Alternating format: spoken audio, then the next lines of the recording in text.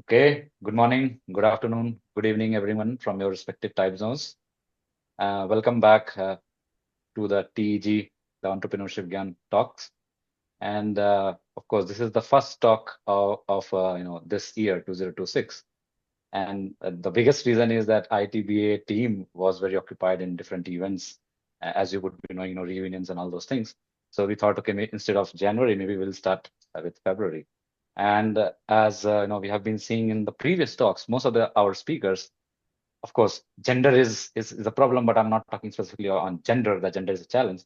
I'm saying that most of our speakers have been male speakers, and Deepthi and I specifically were looking if somehow we can find female entrepreneurs, female leaders who would love to spend some time and devote some time in one of these talks.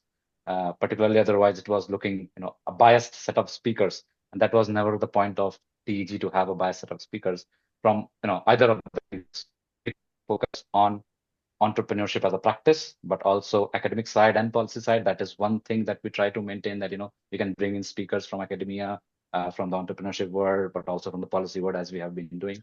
You have seen variety of speakers, but then we were seeing this gender thing was happening, and of course one may argue that IIT Bombay had a lot of male alumni, and it makes sense to have a lot of alumni, male leaders as well. But that's not necessarily true, that we can't find female leaders or alumni who have been leading in entrepreneurial space per se, and that's what we are striving for, to have more diverse set of speakers. With that, I think you all already know what TEG is, but it's my duty to repeat, at least to the few new participants that join us all the time, or who may watch this in the near future. So TEG started with this idea. The broad idea was to create a platform where people can seek some kind of opportunities, or look forward to help, and look forward to some kind of mentorship. That was the broad idea. So in terms of platform, when I say initially we were very active on Telegram, then we had now we have a WhatsApp group. I think in total, if you see, TG community is now 4,000 plus. If you see 70,000 alumni, 4,000 plus it has already reached, which is quite interesting. Another thing is that it's open to non-alumni as well. So that is another angle that we bring in. One thing that I have been saying for at least last 2 years, I remember now since we started, is that we will have one event. So I would use this as an opportunity to give a heads up also, that we are planning for an in-person TG event, rather entrepreneurship event. Of course, it would be an IIT BAA event, but jointly with other prime bodies within IIT and outside IIT. And we are planning around mid-November. Tentatively, you can put in your calendars maybe 14th and 15th November for now. And then, of course, you will get official communications in the near future. So for now, I am being supported by two of our mentors who are going to be co-chairs with me. Of course, one you are seeing here is Rishi, other is Rajan Vaz. And the good thing is that he just put a comment. So he's very active also. So he is one of the co-chairs that is going to be in the event. You will see fantastic set of speakers. Again, I will request Rekha also to be there, but also Rizwan, and that people I'll invite. So all those formalities will go ahead. But that idea was that we create a platform. We start with something. We start something continuous, because a lot of initiatives start, but then they end. So we start continuous. We keep on doing things and build upon that. And then eventually we look what more we can do in terms of in-person kind of event. So that is the direction that we have been taking. And then, of course, try to be active in the group, because people are very active. They're looking synergies. There are even different special interest group within TEG also. So not necessarily it's a broad group, but also there are, for example, if you are focused on AI, you will find a subgroup on AI. If you're focused on energy, you'll find subgroup on that. You are focusing on non-profits, there is a subgroup on that. So it's quite active in that sense, and people are quite open to help there. And with that, I will not take more time, and I will ask my co-host Rishi to formally introduce our esteemed speaker. Well, thank you, Vaibhav. It's a pleasure to introduce Ms. Rekha Koita, who is an Indian management consultant, turned philanthropist and social impact leader, who co-founded Koita Foundation, a strategic philanthropy organization that helped nonprofits scale and improve outcomes through the smart use of technology, data, and digital transformation. I'm sure you have heard of those IIT Bombay buildings, KCDH or Koita Center of Digital Health. Yes, that's the one. That's the Koita we are talking about. So Rekha completed her Bachelor's of Technology in Metallurgical Engineering from IIT Bombay in '92, graduating with the Institute's Silver Medal for academic excellence. She went on to earn her Master's of Science in Material Science and Engineering from Carnegie Mellon University in 1994, one of the top programs in engineering and technology. She began her professional career at Accenture, where for over 8 years, she was a management consultant focused on operations, business process reengineering, ERP design and implementation, performance enhancement, and human resources across a range of industries.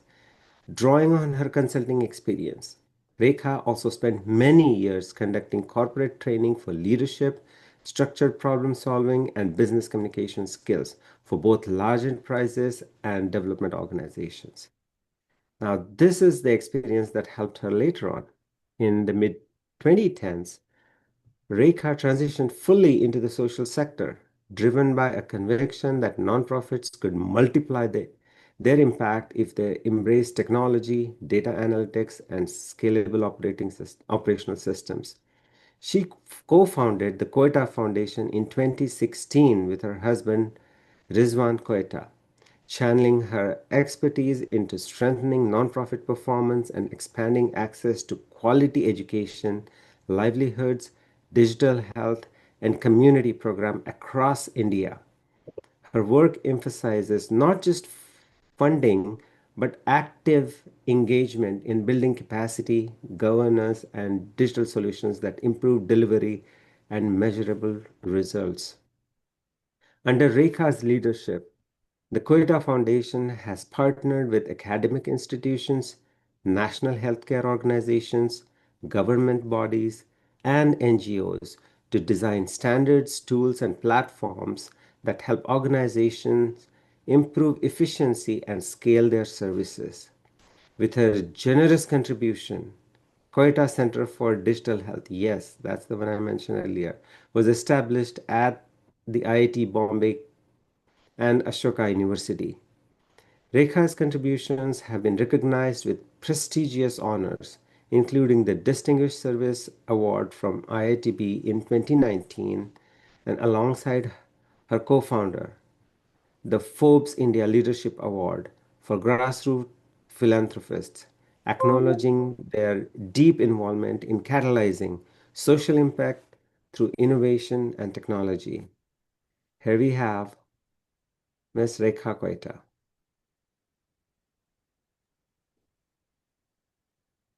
So Rekha, before we directly go into questions, maybe you can share a couple of words here.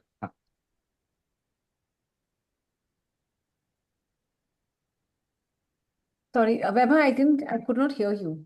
Okay, no, I said before we jump into the questions, the fireside chat, maybe if you would like to share some words of wisdom, that would be interesting. Okay, thank you very much, Rishi, for such a generous and detailed introduction. And it's lovely to be here and with so many fellow IITians.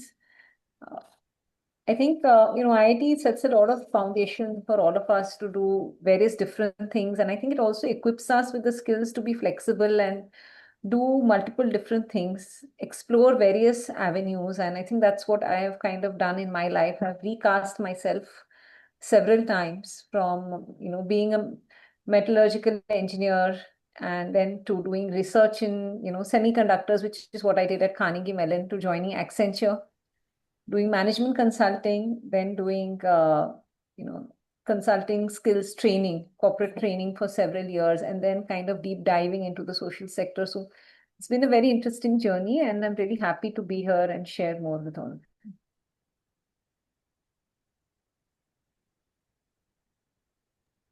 Thanks a lot. So I'll take this opportunity to especially thank CEO of IIT Bombay Alumni Association. She is with us, Deepti.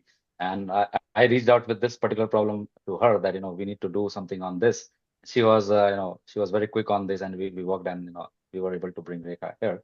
And without taking any further time, I would directly ask, very, question which came first to my mind, that, you had a successful corporate and consulting career. And maybe you had a personal moment, you had some kind of realization, or something else that was happening, that you transitioned into social sector and eventually founded Koita Foundation. And my guess is this might be a question of several other participants here. So maybe, if you can share something on that. Yeah, sure. Just to, a quick kind of a background is also that while I was doing consulting with Accenture, at that time, in those very early days, right, which was probably in the mid 90s or late 90s, that this thought did come to my mind that, we are working so hard as consultants with corporates and trying to bring about change, right, in terms of systems, processes, technology, and getting them to improve their own, operations, etc. And social sector organizations who are far more kind of resource strapped and who are solving really complex problems actually don't have any of this help, right? Because most of them cannot afford these kind of consulting assignments, especially in those days. And I felt even then that the social sector would benefit from this consulting type of engagement, right? But honestly, at that stage of my life, I was, too busy with my corporate career and with other things. And so I did not act on that thought. It was just there at the back of my mind. But then if I fast forward, to 2016, I think at that point, while everything was going well, um, and I was enjoying my, whatever I was doing, but there was some kind of a restlessness which had set in, and I felt that I just wanted to do something more, something different. And I actually didn't know. I was really struggling in terms of saying, what should I do? And then Rizwan, actually, he just said something to me, which I think had an impact really, which is where he said that, see, at this point of our life, you do not need to either really kind of, chase either money or, position or try to climb up some kind of a ladder or anything. At this point of life, where we have some financial security, where you need to look for what you think is going to be more meaningful, what will give you satisfaction and happiness, in the, years going forward, because this is almost like a different stage of life. And I think that really got me thinking, that it made me somehow it just opened up a lot of things in my mind. I felt that, I could really just, why was I restricting my thinking? Why not think of really what would give more sense of gratification? And I think that's when I kind of went back to the old thought, that I had during my consulting days. And I felt that I wanted to use my time and my skills, whatever skills I had, to really help in the social sector. And, that then led to my onward journey. And finally, we started the foundation. But I did not start off saying that, yes, I want to start a foundation. I just started by the thought of saying that I want to use my time and skills to help the sector to solve problems or to contribute in some meaningful manner. In fact, even the money, I would say, the funding piece of it, I mean, it came alongside, but the thought of funding it came almost after deciding that I would put my time and efforts.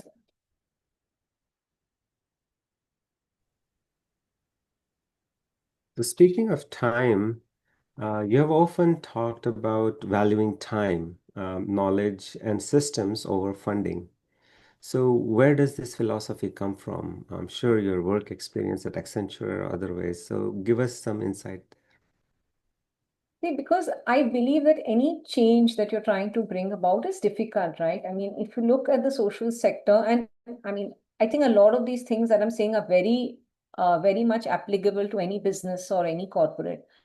But if you're really looking to bring about social change and you're looking to improve the outcomes and the scale of the social sector, or bring about what we call systemic change, right? If I look at our work in healthcare, any such work requires a lot of effort. It requires a lot of skills, and there are certain skill sets which you need. It's not easy. They're very tough problems to solve.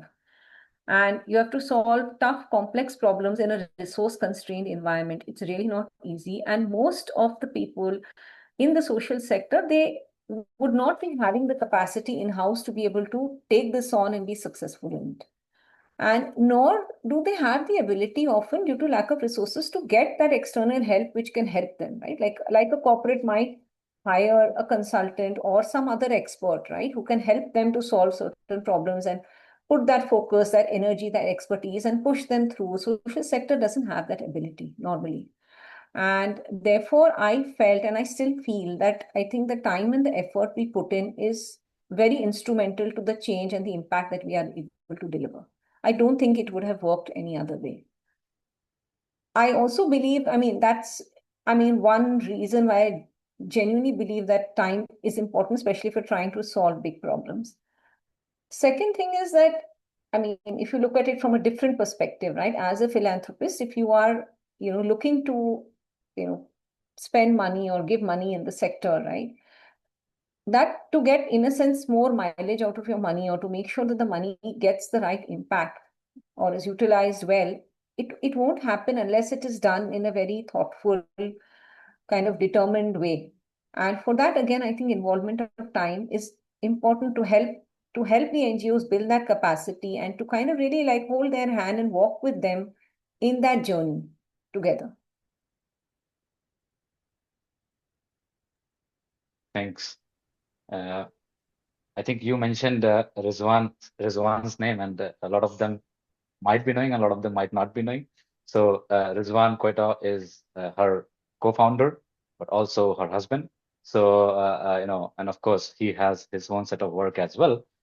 So in case you were wondering, what that name is, you can look up on their profiles later.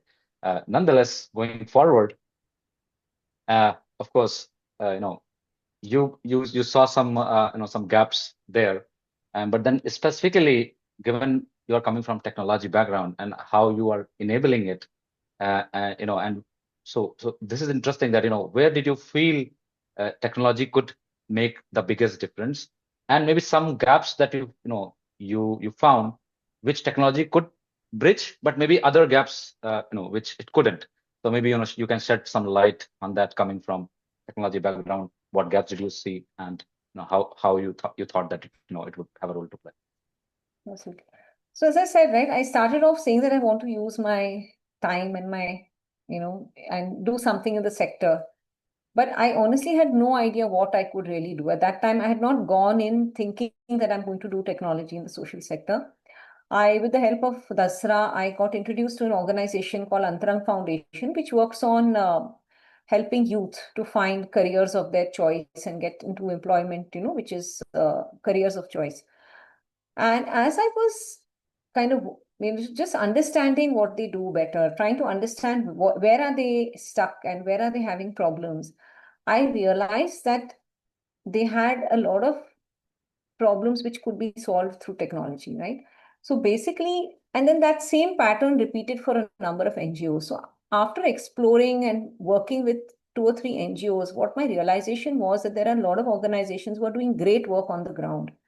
They're very, very good programs, very effective on the ground, but then they are getting capped out. Like they're unable to scale and they're unable to kind of improve on their own outcomes, on their efficiencies because of absence of systems and processes.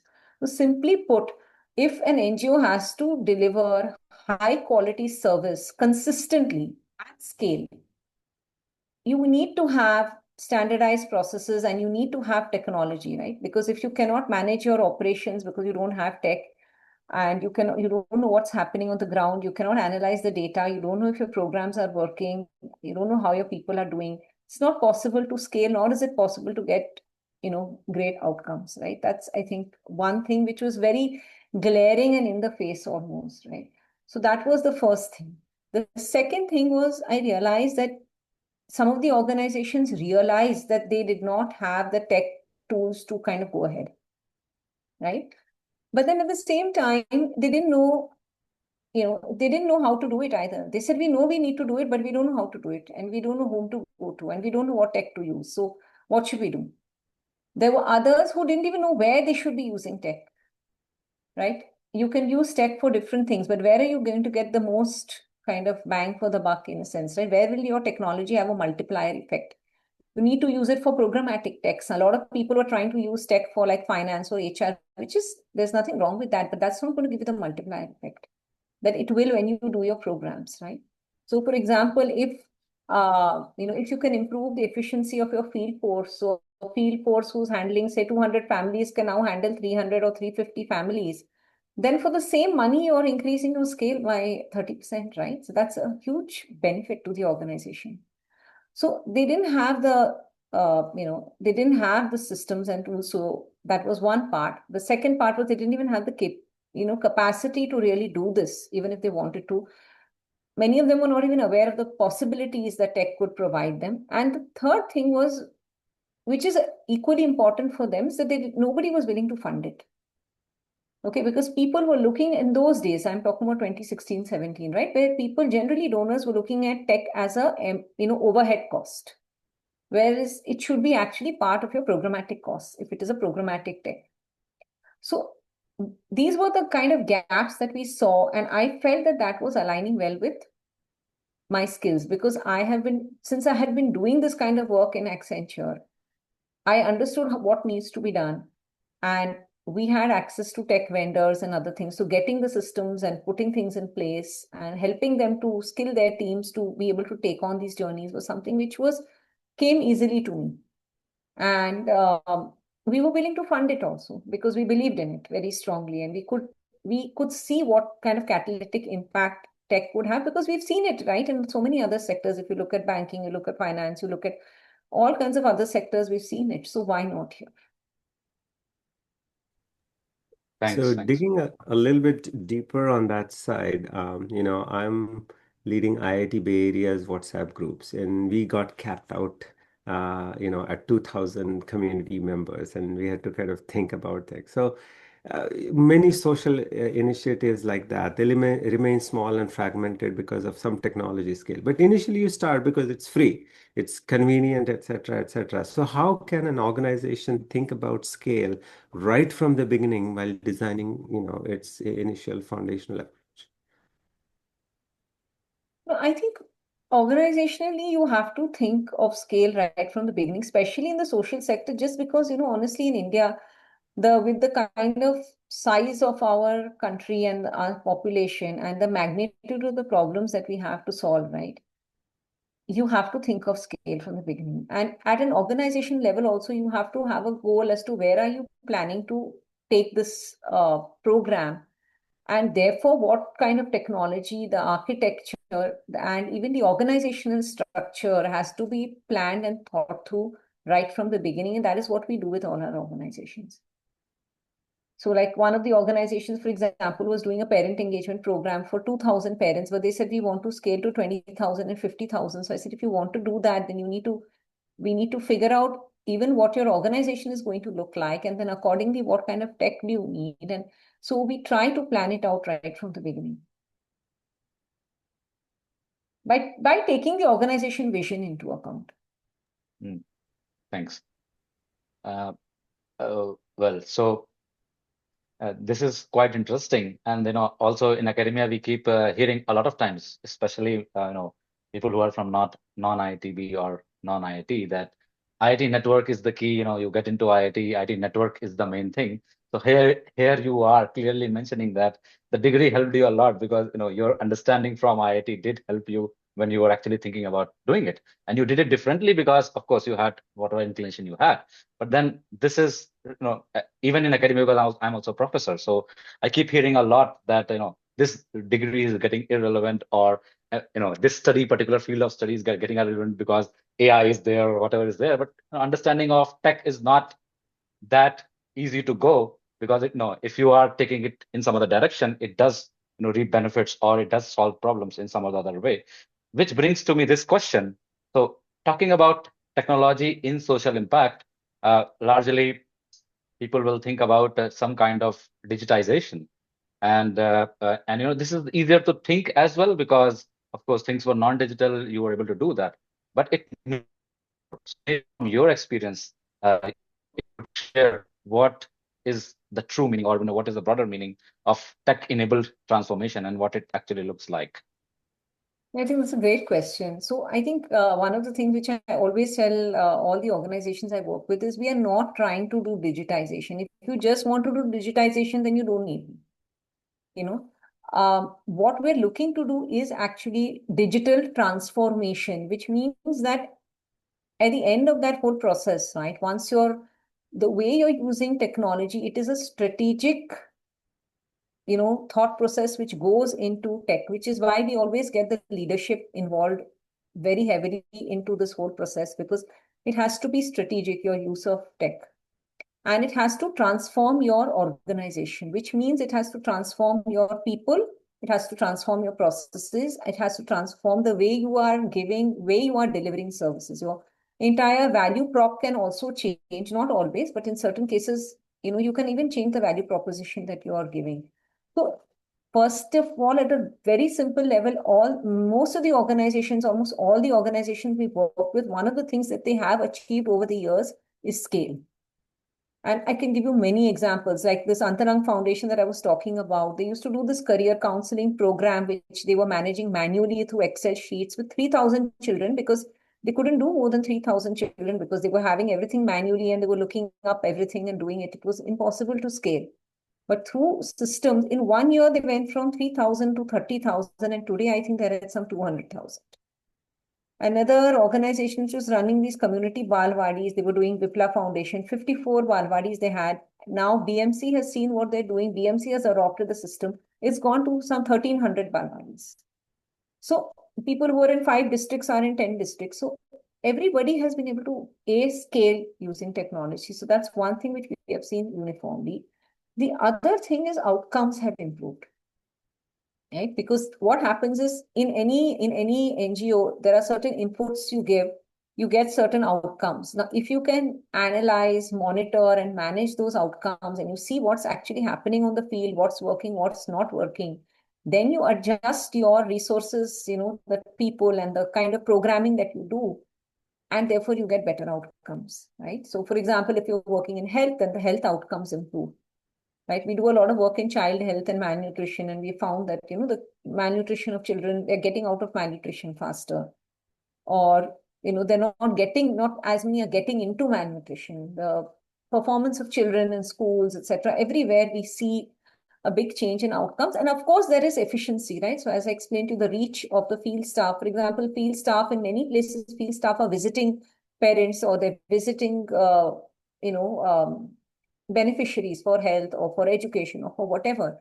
Just simple planning and scheduling systems which help them to help a lot in terms of saving people's time, and they're able to reach more people. So there is, efficiency, effectiveness of program outcomes, scale. And the last thing I think is that your ability to kind of really change the value proposition, right? For example, one of the organizations we work with, like with Sneha, whom we have worked with, right? They provide nutrition counseling to mothers, right? Pregnant mothers and small children. Now, typically the intervention has always been where a field worker goes and talks to the mother and gives information. The other way is it's done through the government systems. So all that is done, right? But ultimately, now what they're doing is through the use of even simple like chatbots, right, in local languages and all, which are designed for the users. The mothers themselves are getting empowered, right? So you're changing your value proposition. It's not just about the field worker going and kind of pushing things onto the mother, but it's about giving the mother that agency that she can actually ask questions. She can understand what she needs to do for herself or for her child. So you're changing the game. And that's possible only because of tech. And I think today's day and age, with a lot of the simpler tools and AI and other things, the ability to empower the end user or the beneficiary has really increased. The ability to reach the most marginalized people have also improved, right? Because you can really reach people anywhere. And smartphone penetration and other things have also helped us, right? Better networks, smartphone. So the possibilities are honestly immense. And I think it's a very exciting time to be in the sector and work with technology. Even in healthcare, right? We see so many examples. We've recently actually ran an awards,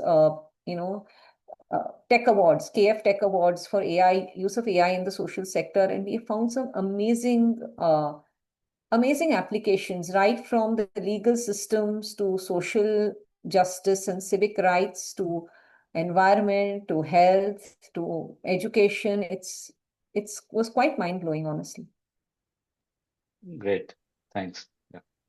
Rishi. Oh, that's amazing. So with scale comes a lot of data, especially you're talking of hundreds of thousands of numbers, data being collected. And as you mentioned just now, with Sneha Foundation, the value being delivered based on that data. So somehow that data has to be used and massaged to create an impact, right? So yes, data is the new gold, but without analysis, data is just sitting there on storage doing nothing. So, how do you um, help institutions, nonprofits to move from just making decisions to taking that data and then making decisions? That's an amazing question. And actually, that is one of our goals. We say that the technology is not, it's not about tech. Actually, it's about processes. The bigger thing is that it's about people, right? Because people have to change and they have to become more data driven in their decision making. So the way we do it is that right from the beginning, we get the leadership on board and we tell them, we ask them firstly, what are your goals out of this? As we're looking to solve this problem, what is it that you're trying to achieve and how should the system help you? And therefore, what is it that you need to measure, right? There is that very, I mean, don't mean to sound cliche, but we've all heard that phrase, right? That what gets measured gets done. So metrics, KPIs, data is very important, and we try to build that in right from the beginning. So before we design the detailed system itself, we ask them, what is it that you're going to measure? What is it important? What is important for you? And we try to build that in a way that it's kind of hierarchical around the whole organization structure, right? So people can start looking at their own reportees and how each reportee is doing, right down to the level of the field worker. So ultimately, the goal is that you have to train the field. And then this one is designing all these metrics and getting the data and getting the reports. But the bigger piece in this is capacity building, because you have to train people. People are not, in a sense, you have to build what I would call data literacy in the field staff, in the managerial staff, right? They have to get used to looking at data and taking action, right? So ideally in a review meeting, rather than the boss pulling up the field workers, right, the management pulling up field workers, the field worker actually should come prepared, saying that this is my data and this is how I'm doing and this is where I need your help and this is where how I'm planning to solve it. But to get to that stage is a journey.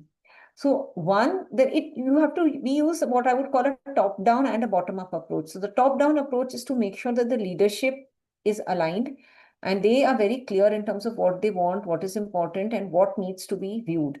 They are also committed to looking at the reports from the system, doing their reviews along with the data from the system, so that people also start adhering to that.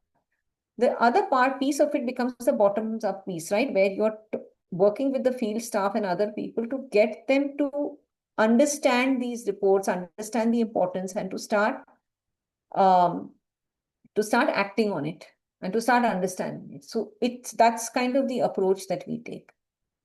So it's not, it's, as I said, it's not always easy. It is a journey, but that is in some ways also, I think, the more challenging piece. Getting the software developed and deployed is not as difficult, but getting people to firstly fill the data in time accurately is one challenge. Second big challenge is to get them to use the data. So it is a challenge, but one has to work on it very consistently, and you have to literally go hammer and tong and be after it to have it done. And it has Thanks. to be driven by the organization. We cannot drive it beyond the point. They have to drive it. Yeah, and I think on that, of course, there are two questions that I already see in chat. If anyone else has any questions, feel free to post. But these questions also relate to the next question that I already had in my mind that we prepared, but also in terms of what two people have put. So one thing is how to motivate, engineers towards entrepreneurship, or in this case, okay, engineers is one thing, but in general, people who want to solve some problems towards solving certain problems, especially in social entrepreneurship. But also, largely about, some real world challenges that you would have seen nonprofits have been facing, especially in adopting technology or capacity, or for example, this question is about mindset or in terms of cost. And Koita Foundation has been helping them. So maybe if you can give 2 or 3 concrete examples or some use cases, and that is what I think the questions are in the chat as well, and that would be helpful for people to understand that what kind of concrete problems your foundation is working with. You want like use cases, or you want the use cases? Yeah, use cases. Okay. Maybe you solved, Koita solved a problem, for example, with data or tech or otherwise. So, okay, one example I can give is in this organization which was working again in maternal and child health. So they worked in that, what they call the first 1,000 days, which is pregnancy up to the child being 2 years. And the aim was, healthy pregnancy, delivery, and good, like reducing malnutrition in children. And their program was such where their field workers were going to the mothers, registering the mothers and the children, and counseling them. They had a certain protocol, right? That they had so many visits for the pregnant woman, and then after the child is born, they do 1 visit a month, etc. And every time you're supposed to ask people certain questions. Every field worker was handling 200 families. So the CEO came to us saying that I have 2 problems. One problem is that my every field worker is supposed to visit 200, cover these 200 families, but on a day-to-day basis, how do we make sure that the field worker is visiting the right person, right? How does she decide whom to visit today? I'm starting my day today. Out of the 200, whom do I visit today? It's a complex process, right? Because it depends on when you visited them last. Then again, what is the health condition? If the child is very malnourished, then you have to meet them more often. A healthy child, you can meet less often, etc., etc. There are a whole host of. So how do we know that they're meeting the right person? A simple thing. So whom to meet? Second is, what are they saying? How do you make sure that every field worker is delivering the message that they need to be delivering when they are doing that meeting? And when you go on the field, you realize that, because when I accompanied them, so one thing we do as part of our work is, before we decide on what technology and what problem to solve, a lot of our work goes into problem definition. How do we define the problem? And when you go to the field, you see a lot of things. So when we went to the field, we realized that they were spending hours just trying to figure out whom to meet today. Right? Because they didn't have the data. They didn't know when, like if I've met, suppose Vaibhav, I visited your home, I don't remember when I visited and what was the condition, and then when do I need to meet? And then there are 200 people I'm handling, right? So you can just imagine the complexity of that whole thing. So that is one thing we saw. And then when people are going to visit, not every field worker is that good in terms of conveying the right message, right? If you're meeting a mother with a 3-month-old baby or a 6-month-old baby, you have to tell the mother different things. And there are people at times where I've gone and they've not even said anything. They just ask them, "Ah, bacha theek hai, sab acha hai," and they just move on, right? So that also was happening. Everybody is not going to be equally skilled. So again, that what I told you, right? High quality, consistent service delivery at scale. How do you ensure that? So this was the problem. Whom to visit and what to say in every visit. So what we did is we put together a tool which would aid them in scheduling and planning. So based on the past visit history and the data, it would give them a list of the visits that were due in the next 3 days, not make a schedule for them, because if you make the schedule and give it to them, then it removes their ownership from the whole process. So we give them a list of suggested, saying that these are the next few days, these are the visits due. And out of those visits, these are the people who are high risk, right? High risk pregnancy or children with severe malnutrition. So this is whom you are supposed to be visiting, and we would do it by geography, right? Based on the areas, Anganwadis in this case. So then they could plan their, routing also accordingly. So that saved a lot of their time. And as I said, they were able to reach many more. Like instead of 200, they were able to cover 300, 350 families. Also, the number of missed visits that they were having reduced. Otherwise, they used to have a lot of missed visits. So the number of missed visits went down from, if I'm not mistaken, I think 60 or something percent to less than 10% missed visits. So the number of missed visits went down. The other thing is what to say. So we kind of made a an app which was a decision support app. So once you put the name of the mother, you know the stage of the pregnancy, and you're able to ask the relevant questions for that stage of, her pregnancy or of the child's growth.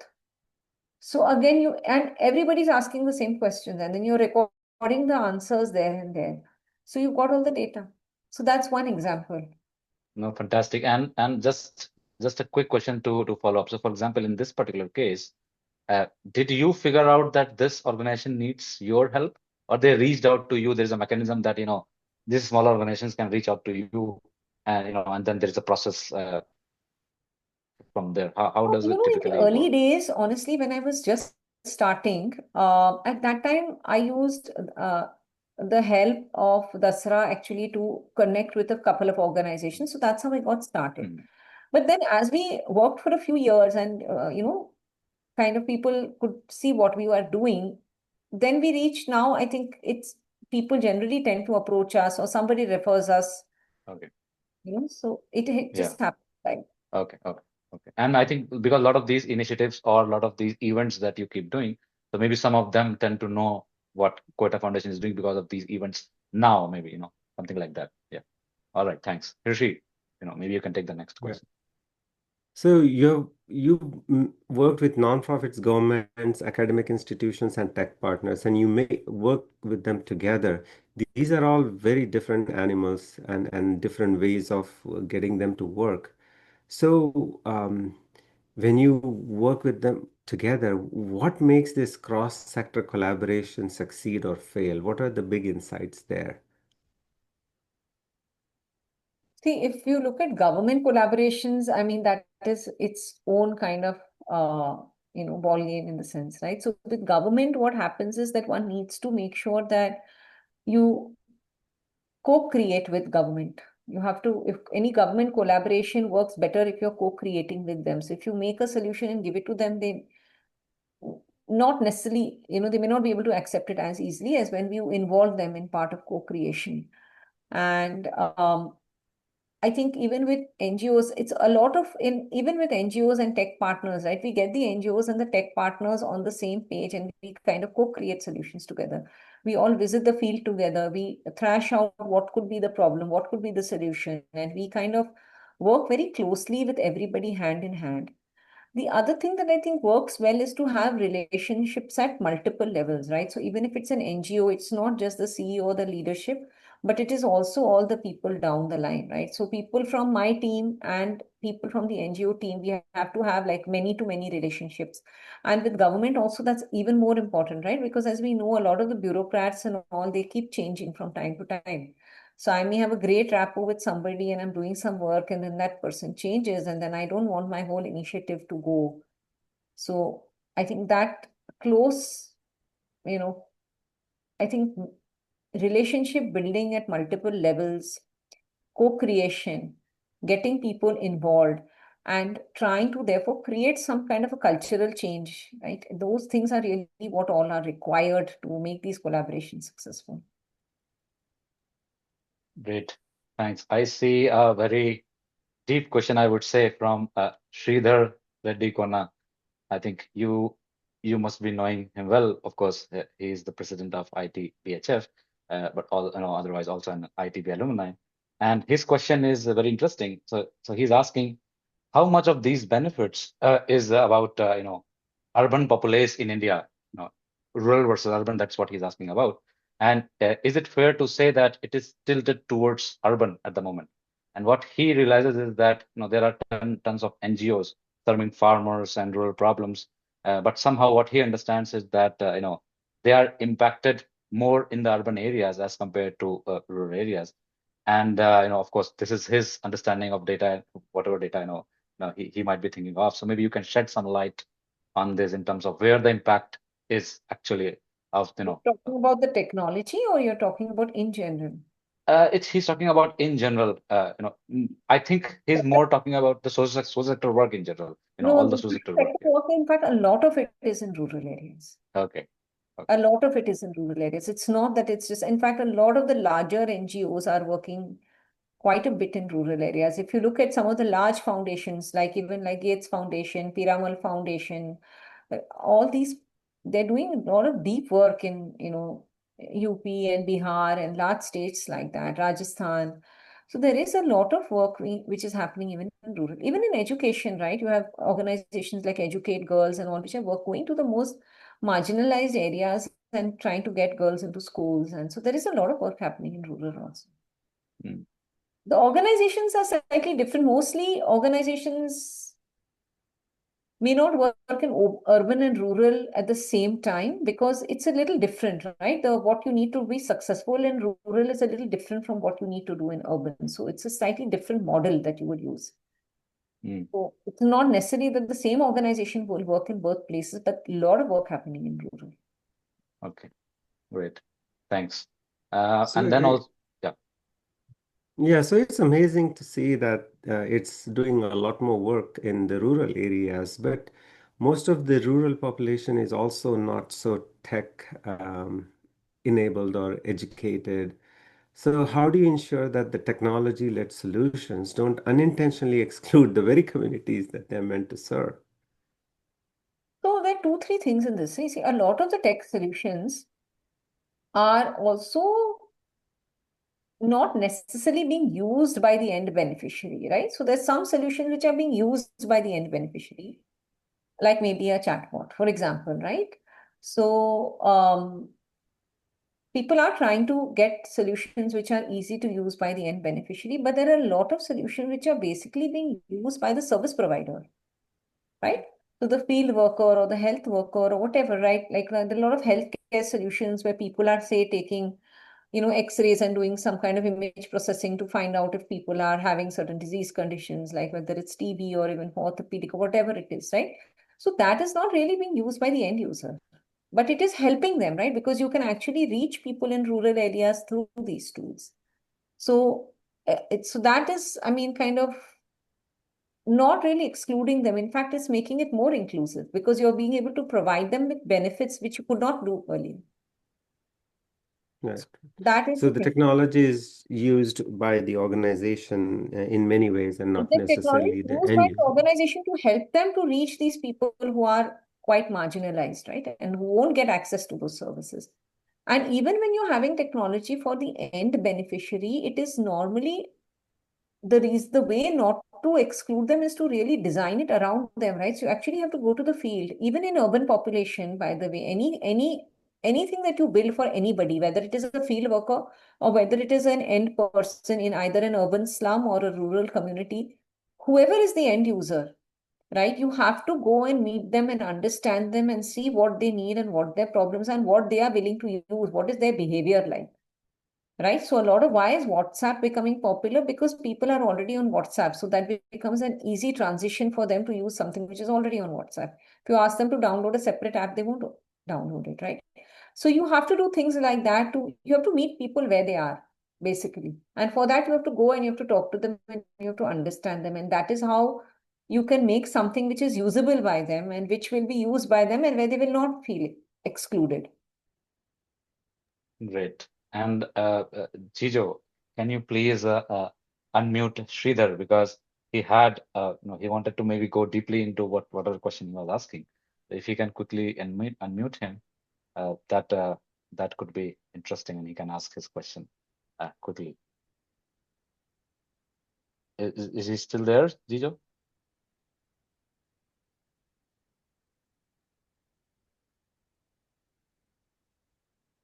Okay, I think he's able to do it.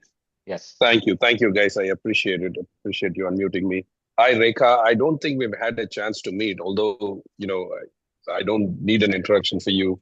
Know a bunch of your classmates, and your reputation precedes you. So, looking forward to meeting with you one of these days.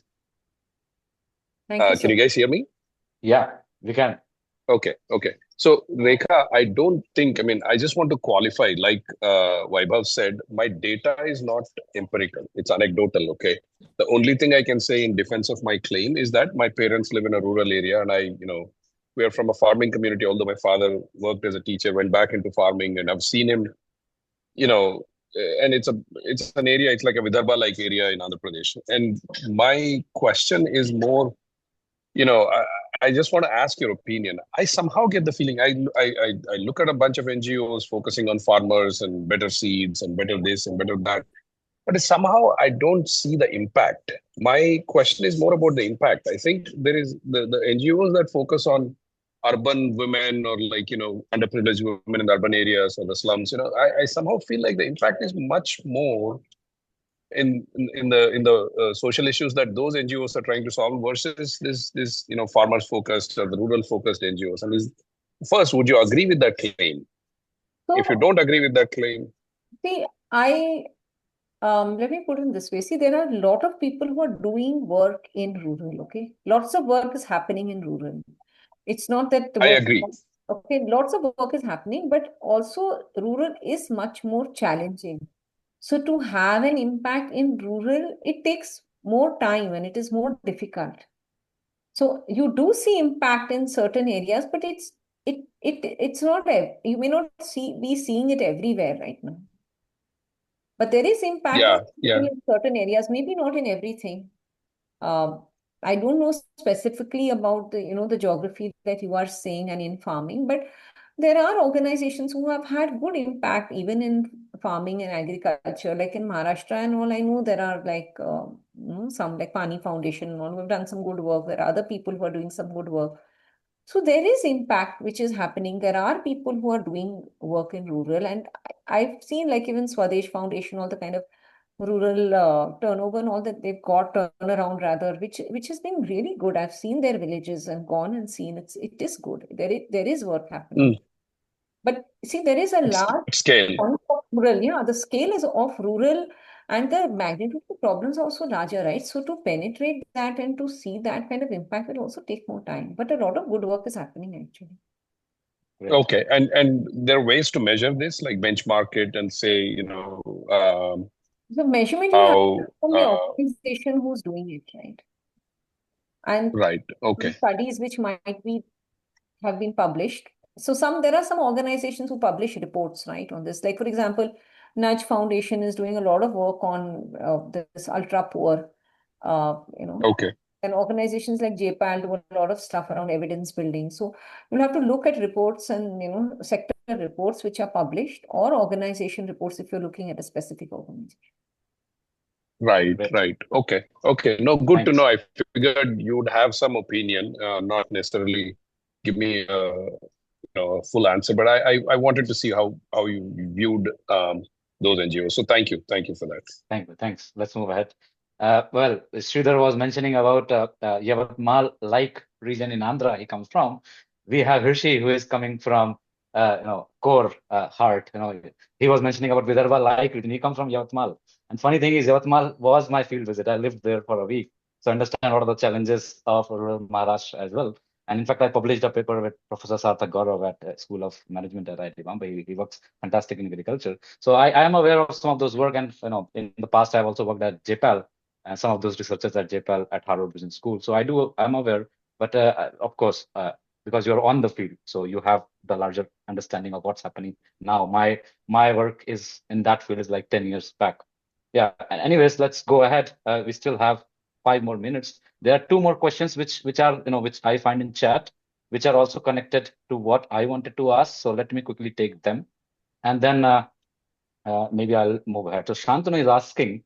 So this is very interesting because policy is always some understanding of policy is always important. So he's asking that what is the most important and underrated, of course, maybe non-tech factor, maybe culture, policy, or something else, where you feel that digital solution, although it's your work is not only about digital solution, but whatever you are doing, what other non-tech factor is the most important factor that solution succeeds or fails on the ground? Or maybe if you can. Oh, no. I mean, let me be very clear. The digital solution is only an enabler. Yeah. Digital solution on its own cannot solve anything. It is an enabler. Technology is only an enabler. What is most important is people and relationships and culture and, of course, policy. Right? I mean, when you're looking at large scale, then you have to look at government and policy. There is no question about that. But even for NGOs, right, to have partnerships which are based on mutual trust, on openness, on sharing, on working together to solve the problem, on building that culture throughout the organization, and getting people to actually adopt and change, those are the most important factors, right? So I mean, in fact, even in our work, I would say I think we would spend at least 30 to 40% of the time of my team is actually spent on change management issues, not on the technical solution. Great. Thanks. Rishi. So it goes, the next question is about your own skills. In corporate setting, you gain certain leadership skills, right? That are applicable in those corporate settings. Now, which of these skills are transferable in the social sectors? And what are the skills that you had to unlearn so your social sector can be more impactful, or whatever you want to do with it? I think the skills that are helped, right, in the social sector, one is the entire, structured thinking and problem solving, right? I think that is the most, one of the most important skills that I find very useful here. And looking at the problem, breaking it down to its parts and figuring it out really, where do we need to solve and how do we need to solve in a very structured manner. So that structured thinking and problem solving is, I would say, number one foundational skill. Structured communication also, in a sense, because you need to be able to explain to people in a way that they can understand. So how you are able to tell them is important.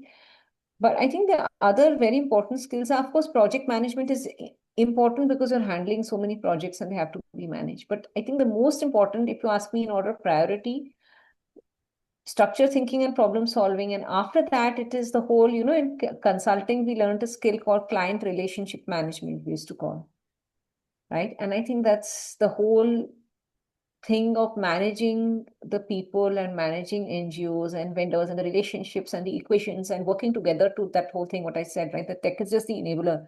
But if you cannot handle the people aspect of it, right, then you can never be successful. So I think that is a very big skill of really managing people, expectations, and how you do it is very important. But again, so this is the part which is, I don't know whether I'd call it unlearning, but you have to change your mindset from the corporate sector, because I think what you have to develop here is a lot more empathy, because people are working in very, kind of difficult environments and trying circumstances with limited resources and trying to solve very difficult problems. And sometimes we can't even imagine how marginalized these people are or how low their agency is, right?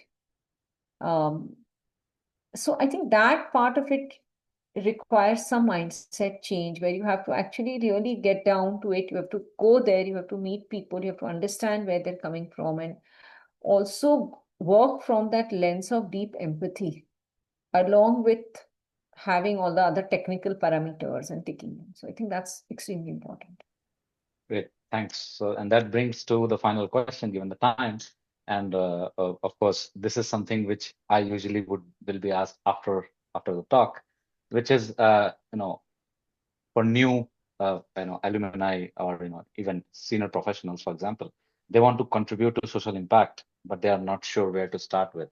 What would be the practical advice that you would like to give? So, for example, if they reach out to me, what I would do is I can connect to you. I can't do more than that. But what you can do is, maybe what you can share with them will be helpful for them to get started. Firstly, a lot of times people are thinking that they want to do something. They're not sure what to do. They don't know how to go about it. I think it's a very real problem. But what I always tell people is that, see, the number of problems that we have, right, to be solved are quite large, and the scale of every problem is large. So just, I think, firstly, find what is it that resonates with you, right? For some people are very passionate about, say, climate and environment. Somebody's passionate about education. Somebody's passionate about agriculture, whatever it may be. Somebody, it's gender. Whatever is the cause that really kind of calls out to you from your heart, or wherever you feel there's a problem that you want to solve, right? Even if you're going from the head and you say, this is a problem that I find very intriguing and I really want to work on it. However, as I said, whether you work through the heart or the head, it's okay. But what is that one thing that you really want to work on? You first pick that one area. Once you pick that, right, then you just try and kind of dive into it and understand it a little more to see what you can do.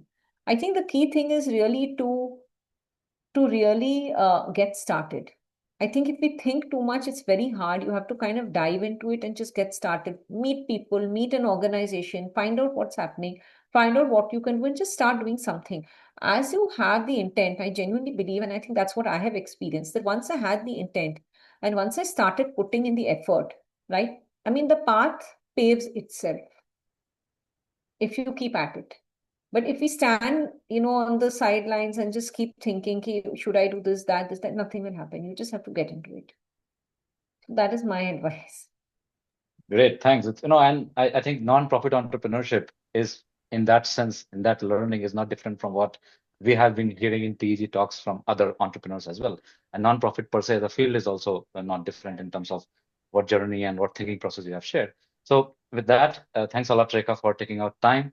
Yes, and hopefully you will hear a lot more from us and other young alumni who would like to work and create a lot. Yeah. I would just Thank you, like everyone. to make Yeah. a comment.